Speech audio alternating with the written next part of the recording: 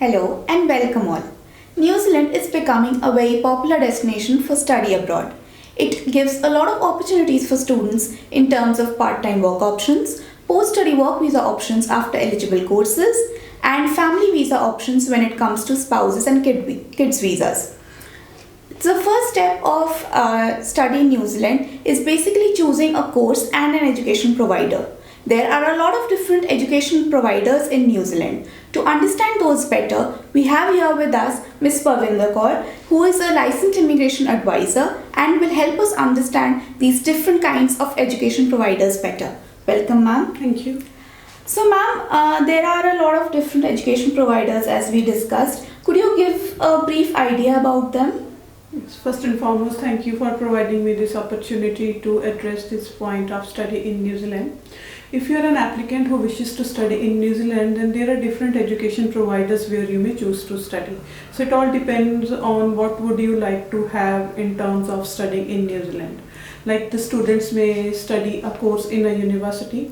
Then the second option is Institutes of Technology and Polytechnics, which are government owned, New Zealand Institute of Skills and Technology, Pukenga. The third option is of private training establishments. These are the private colleges which provide courses for international students. So basically these are three types of providers where the students may choose to study in New Zealand. Could you tell us a little bit more about the universities in New Zealand? Yes, of course. New Zealand is home to the top universities. There are a total of 8 universities in New Zealand, and all of the universities, they provide courses at diplomas level, bachelor's level, master's level, postgraduate diploma, PhD programs. So the students may find course options suiting them depending on their current profile in the universities. So all of the universities are top class and they have excellent facilities for international students. Okay, so another option is the New Zealand Institute of Skills and Technology. Could you tell us a little bit more about that as well? Yes, of course. The students may also choose to study in Pukenga, New Zealand Institute of Skills and Technology. Again, these are excellent colleges. These are government-owned colleges, as the name suggests that these provide courses to the students who would like to go to New Zealand to study. Again, the course range is huge. So if you are a student who is looking forward to study in New Zealand after 10+2, then you have course availability in the form of diploma, bachelor's degree, which is at level 7 and of 3 years duration, or a bachelor's degree, honors degree, which is at level 8 of New Zealand qualification framework and is in 4 years of duration. If you are a student who has done his graduation, then also there are lots of course options, maybe a graduate diploma, a postgraduate diploma, a master's degree, further master's by coursework or master's by research. So the course options is huge. So depending on your profile, like you have a qualification back in business, you may choose a business course. If you have a background in engineering, you may choose an engineering course. If you have background in IT, you may choose an IT course.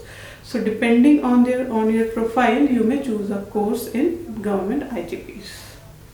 Okay, so ma'am, you also talked about the private training establishments. So what do the students need to do in terms of studying there? PTEs, that is private training establishments, are another course provider in New Zealand. So these are private owned colleges which provide education to international students. Again, the course options are there, but the course options may not be as huge as the courses in university or ITP, that is New Zealand Institute of Skills and Technology, Pukenga. So the course options are there, and depending on the background of the student, if the student finds a course, then he may choose to study in a PTE also. Okay, so are there any unique entry requirements when it comes to PTEs? See, talking about the entry requirements, that depends on the course you wish to study. Let's say that you wish to study a diploma in business, which is 2 years in duration. So if you choose to study a diploma program in a university or a ITP or a PTE, let's say the IELTS requirement is the same, that the students need to have a band score of overall 6 with no band less than 5.5.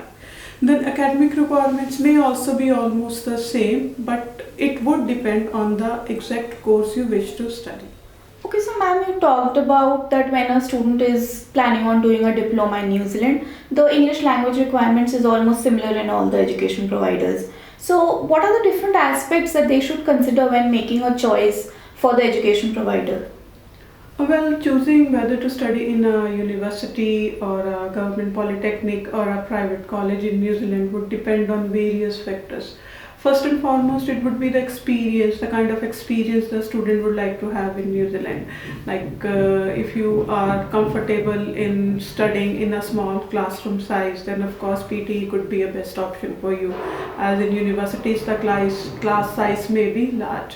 So if it's your first time experience of going out of your country and studying and you need more of a support, more of a small classroom size, then PTE may be a good choice based on the kind of experience you would like to have.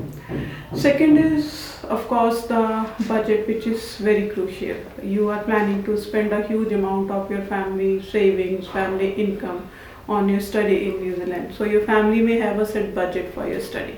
So if I talk about the tuition fee, the university tuition fee is higher as compared to ITPs, and the tuition fee of ITP is a bit higher as compared to PTE. So it also depends on your budget. So let's say that you plan to do a graduate diploma in teaching in early childhood education. So the same course is available in PTEs, the same course is also available in government ITPs, the same course is also available in universities. So again, depending on the kind of experience you would like to have and your budget, you need to choose an education provider. So these are few of the factors which may affect the choice of education provider. Okay, thank you so much, ma'am, for sharing all the different aspects that students need to keep in mind while choosing an education provider in New Zealand. For any other further guidance, you can contact West Islander Immigration. Thank you. Thank you.